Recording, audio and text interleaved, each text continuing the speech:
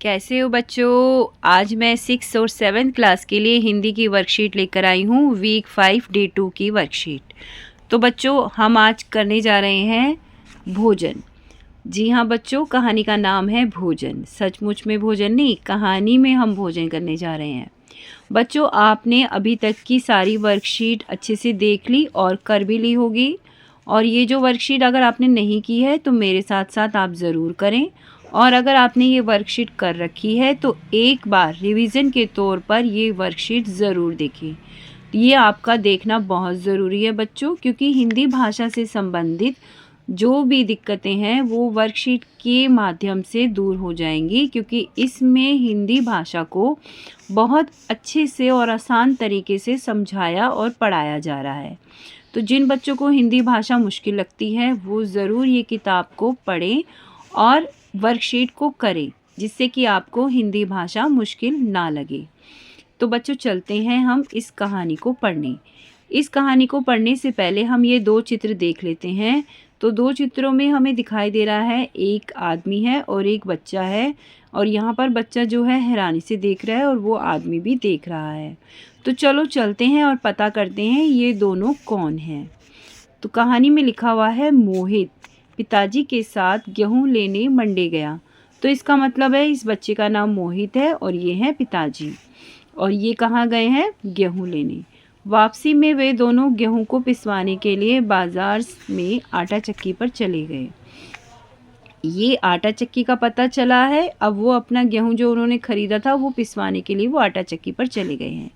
वहाँ उसने देखा कि एक बड़ी सी मशीन है जिसमें ऊपर से गेहूं डाला जाता है और नीचे से तुरंत आटा निकल आता है, जैसे कोई जादू हो। उसने ऐसी मशीन पहली बार देखी थी। उसके घर में गेहूं को हाथ से घुमाने वाली चक्की से पीसा जाता था। उसमें बहुत समय लगता था। यहाँ तो बोरी भर गेहूं कुछ ही मिनटों में पिस कर तैयार हो गया। कहानी हो गई समाप्त। अब इस कहानी से जुड़े बातचीत हम लोग करते हैं। पहले एक बार मैं आपसे पूछ लेती हूँ बच्चों, क्या आपने हाथ से चलाने वाली चक्की देखी है? मैंने तो देखी है अपनी दादी के घर में। अगर आपने नहीं देखी है तो आप अपनी मम्मी और दादी से ज़रूर पूछें कि क्या उन्होंने वो हाथ से घुमाने वाली आटा चक्की देखी है। बच्चों हाथ से घुमाने वाली आटा चक्की से लोग मेहनत करके गेहूं पीसते थे और आटा निकालते थे और फिर रोटी बना के खाते थे। चलिए बच्चों हमने कहानी पढ़ ली है। अब हम इस कहानी से संबंधित कुछ बातचीत करते हैं। मोहित पिताजी के साथ क्या खरीदने बाज़ार गया? जी हाँ बच्चों बताइए। जी हाँ सही बोले आप, आपने भी सही बताया। बच्चों मोहित पिताजी के साथ गेहूं लेने मंडी गया, यानी बाज़ार गया। मंडी को बाज़ार भी कह सकते हैं बच्चों, क्योंकि यहाँ पर भी सामान खरीदा और बेचा जाता है। ठीक है। वे दोनों चक्की पर क्यों गए? बच्चों ये तो बहुत फ़नी क्वेश्चन है कि वो दोनों चक्की पर क्यों गए। बच्चों वो दोनों चक्की पर इसलिए गए क्योंकि उनके पास गेहूं था जिसे उन्होंने पिसवाना था।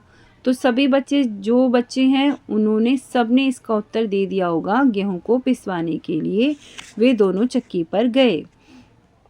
आपके घर में गेहूं का प्रयोग करके क्या क्या बनाया जाता है? तो बच्चों सबके घर में बहुत सारी चीज़ें बनाई जाती हैं अलग अलग प्रकार की। तो आपसे पूछा गया है कि आपके घर में गेहूं का प्रयोग करके क्या क्या बनाया जाता है। तो बच्चों आप बताइए आपके घर में गेहूं का प्रयोग करके क्या क्या बनाया जाता है। तो बच्चों पता है ना आपको कि गेहूं को थोड़ा सा दरदरा कूटते हैं तो उससे दलिया बनाया जाता है, और अगर गेहूं को पीसते हैं तो उससे आटा, और आटा से तो बहुत सारी चीज़ें बनती है, जैसे रोटी, डबल रोटी, केक, पास्ता, सेवैया, नूडल्स, बिस्किट, परांठा इत्यादि। तो बच्चों अब आपको पता चल गया ना कि गेहूं से हम कितनी सारी चीज़ें बना सकते हैं। यहाँ पर आप 2 से 3 चीज़ें लिख सकते हो। अब नेक्स्ट प्रश्न है हमारा, कहानी के लिए कोई नाम सोचकर बताइए। तो बहुत ही आसान है ये तो, आपको इस कहानी का नाम रखना है, वो भी अपना मनपसंद। तो बच्चों एक चीज़ का ध्यान रखना कि जब भी आप किसी कहानी का नाम सोचो तो वो नाम उस कहानी के आसपास ही होना चाहिए, यानी कि उस कहानी से रिलेटेड होना चाहिए, संबंधित होना चाहिए। अब यहाँ पर अगर आपको इसका नाम खोजना हो, बताना हो, तो आप क्या बताओगे? तो सारे बच्चे, कम से कम बच्चे जो हैं वो नहीं बता पा रहे हैं, लेकिन ज़्यादातर बच्चे बता पा रहे हैं कि इस कहानी का नाम उन्होंने आटा चक्की रख दिया है। जी हाँ बच्चों, आटा चक्की भी आप रख सकते हो, या मोहित चला बाजार, कुछ भी आप इन दोनों चीज़ों को लिख सकते हो। वीक 5 डे 2 की वर्कशीट का पहला प्रश्न है, बोले गए शब्दों को सुनिए और घेरा लगाइए। तो बच्चों, इस प्रश्न में हम लोगों को टीचर की मदद लेनी है, क्योंकि टीचर जो है एक शब्द को बोलेंगी, आपको उस पर घेरा लगाना है। ठीक है। पेपर में भी जो निपुण संकल्प का जो पेपर था, उसके पहले 2 प्रश्न इसी प्रकार के थे। टीचर ने जो वर्ण बोला आपको उस पर घेरा लगाना था, और टीचर ने जो शब्द बोला उस पर आपको घेरा लगाना था। तो हर एक प्रश्न में एक शब्द टीचर बोलेंगी, उस पर आपको घेरा लगाना है। तो इसको घेरा लगाने से पहले आप ये हर एक शब्द को ध्यान से पढ़ना, और जो टीचर बोले उनकी आवाज़ पर ध्यान देना और उस पर आप घेरा लगाना। ठीक है। अब जैसे यहाँ पे लिखा हुआ लाता, आता और आटा। टीचर ने बोला आटा, तो आपको पता है ना आटा यहाँ पे लिखा है, तो आप आटा पर घेरा लगाएंगे। ठीक है। सेकंड लाइन में चक्की, चक्री और चरखी लिखा है। देखो बच्चों, बहुत मिलते जुलते शब्द हैं और आवाज़ भी थोड़ा मैच हो रही है, लेकिन आपको आवाज़ पर ध्यान देना है। टीचर ने क्या बोला? टीचर ने बोला चक्की, तो आपको चक्की पर घेरा लगाना है। ठीक है। अगला प्रश्न है, अब अगले प्रश्न पर भी टीचर की आवाज़ पर ध्यान देना है, लेकिन उससे पहले हमें चुपचाप से पढ़ लेना है मन ही मन में। मिनट, मशीन और मलाई। अब टीचर ने बोला मशीन, तो आपको मशीन पर घेरा लगाना है। ठीक है। अब अगली लाइन में आपको पढ़ना है मंडी, मोर, डमरू। अब टीचर ने बोला मंडी, तो आप मंडी पर घेरा लगाओगे। ठीक है बच्चों। अगला प्रश्न कर रहे हैं, प्रश्न 2। कहानी में आए इन शब्दों को बोलकर पढ़िए। मंडी, गेहूँ। अपनी किताब में से बिंदु और चंद्र बिंदु वाले 3-3 शब्द ढूंढकर लिखिए। तो बच्चों, बिंदु वाले शब्द को बोलते हैं अनुस्वार, और चंद्र बिंदु वाले शब्द को बोलते हैं अनुनासिक। ठीक है बच्चों। और इसमें बिंदु वाला यानी अनुस्वार वाला शब्द है मंडी, और इसमें अनुनासिक यानी चंद्र बिंदु वाला शब्द है गेहूँ। प्रश्न 2 में कहानी में आए इन शब्दों को बोलकर पढ़िए मंडी और गेहूँ। अपनी किताब में से बिंदु और चंद्र बिंदु वाले 3-3 शब्द ढूंढकर लिखिए। तो बच्चों, बिंदु वाले शब्द को बोलते हैं अनुस्वार, और चंद्र बिंदु वाले शब्द को बोलते हैं अनुनासिक। ठीक है। अनुनासिक और अनुस्वार, तो इस चीज़ का आप ध्यान रखेंगे। बिंदु वाले शब्द अनुस्वार और चंद्र बिंदु वाले शब्द अनुनासिक।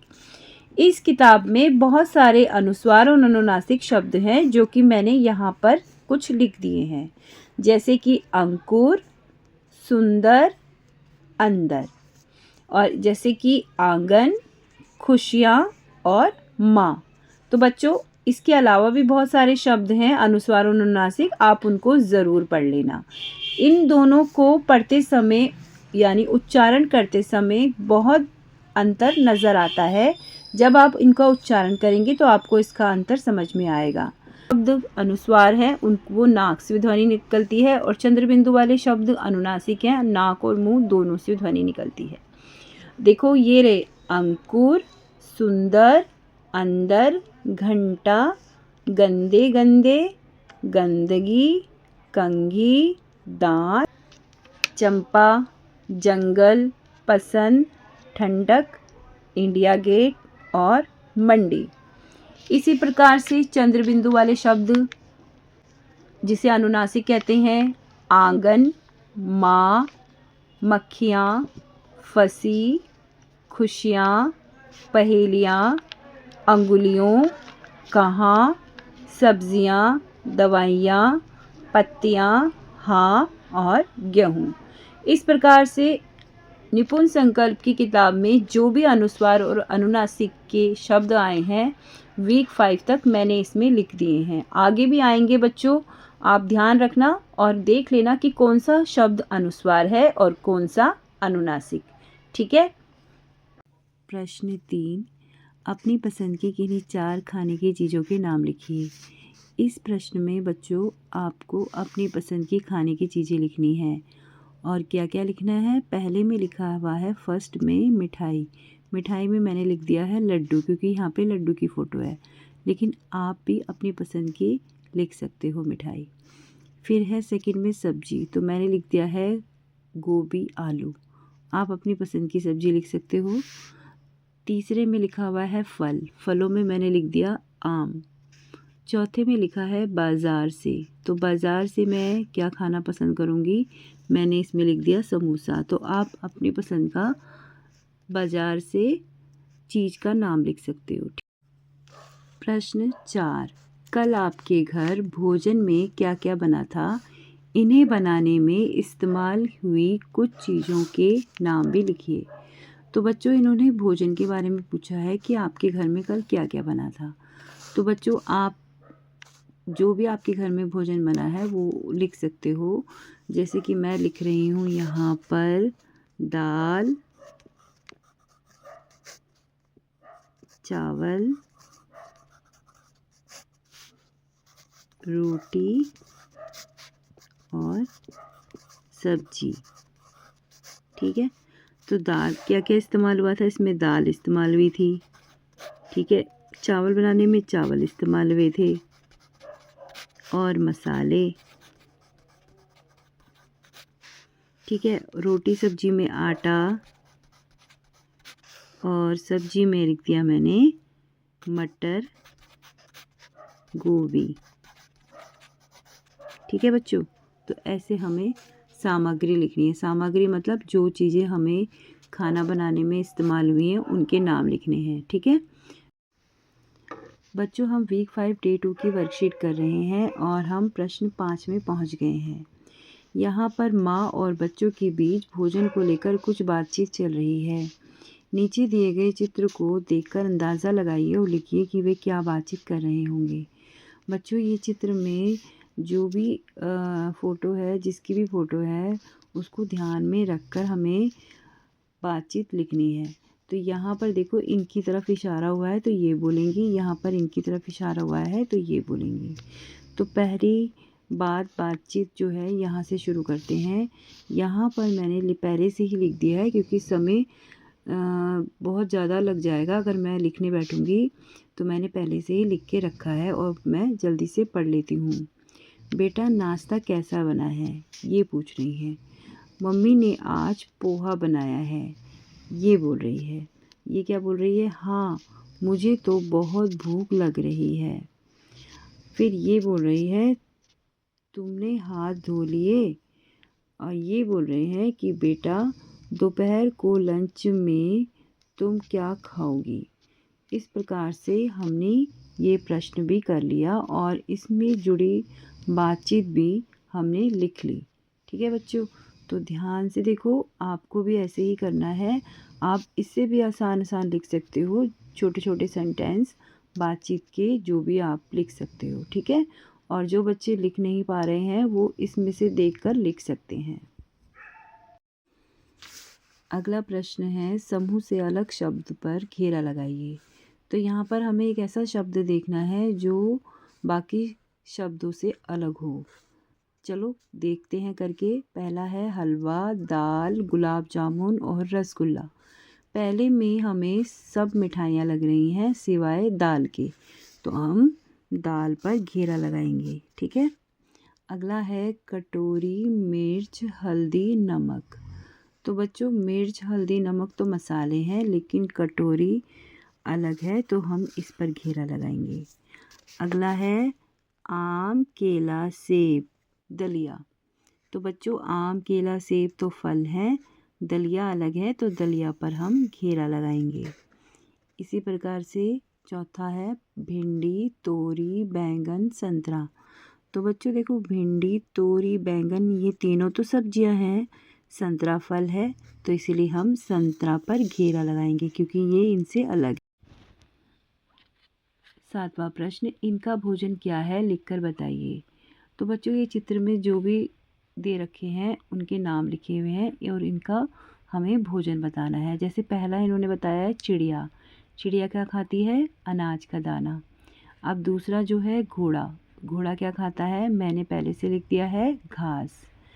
तीसरा है शेर, शेर क्या खाता है? मांस, मांस खाता है तो इसलिए मैंने मांस लिख दिया। अगला है मच्छर, मच्छर क्या खाता है?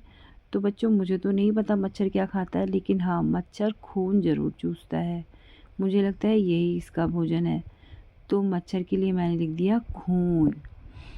बिल्ली क्या खाती है? बिल्ली दूध पीती है, ये मैंने लिख दिया। और भी बहुत सारी चीज़ें खाती है, लेकिन आप दूध ही लिखना, ठीक है। बकरी क्या खाती है? बकरी घास खाती है। चूहा तो भाई सब कुछ खा लेता है, तो इसीलिए चूहा को हम अनाज में लिख सकते हैं कि अनाज खा लेता है। मधुमक्खी क्या खाती है? मधुमक्खी फूलों का पराग खाती है। जो फूलों के अंदर मकरंद होता है ना, वो मधुमक्खी पी लेती है, यानी ले लेती है फूलों का पराग। जिनके लिए हलवाई की दुकान का मालिक बना दिया जाए तो आप उस दुकान से क्या क्या खाना चाहेंगे? तो बच्चों ये सवाल तो बहुत ही इंटरेस्टिंग है और बहुत ही मज़ेदार। आप लोग लिख लो जो आपको खाना है हलवाई की दुकान का मालिक बनकर। मैं तो यहाँ पर 3-4 चीज़ें लिख देती हूँ, अगर आपको वो पसंद आती हैं तो आप भी लिख सकते हो। जैसे अगर मुझे हलवाई की दुकान का मालिक बना दिया जाएगा तो मैं वहाँ पर मीठा और नमकीन सब खाना पसंद करूँगी, मीठा और नमकीन। जैसे मीठे में मैं खाऊंगी, क्या खाऊं मीठे में? मीठे में मैं खाऊंगी काजू कतली की बर्फ़ी।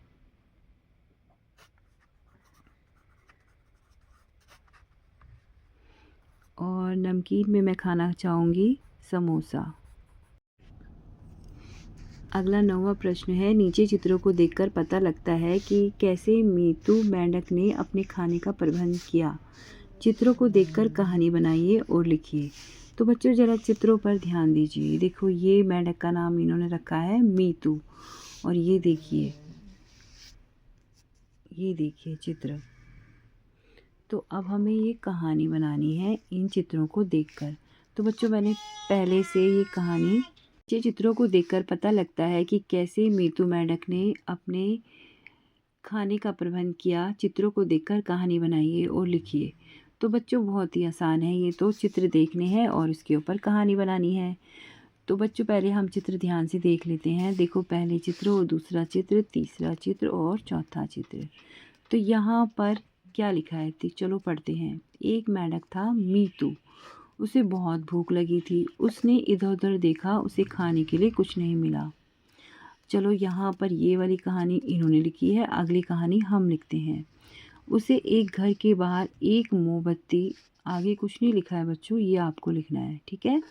मोमबत्ती उसको फ़ोटो में दिखाई दे रही है, जलती हुई नज़र आई, जिसके आसपास कुछ पतंगे उड़ रहे थे। बच्चों लाइट जो जलती है ना, तो उसके आसपास कुछ कीड़े मकोड़े उड़ते हैं, तो हम उन्हें कहते हैं पतंगे, ठीक है। पतंगे उड़ रहे थे। ये देखकर मीतू के मुंह में पानी आ गया, क्योंकि सामने बहुत सारे कीट पतंगे उड़ रहे थे। आज तो मीतू ने पेट भरकर भोजन किया।